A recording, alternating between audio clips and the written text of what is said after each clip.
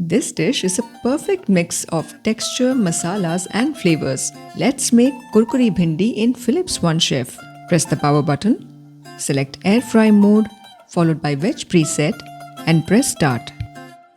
In a bowl or dish, add the thinly sliced bhindi, besan or gram flour, rice flour, amchur, jeera powder, degi red chili powder, chaat masala, coriander powder, salt to taste and mix well.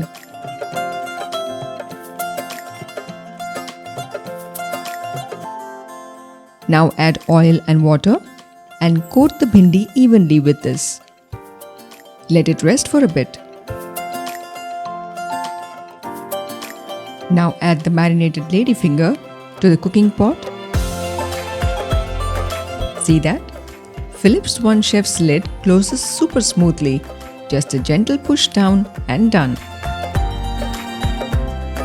Philips OneChef's Ambi Heat technology ensures even air frying minutों में.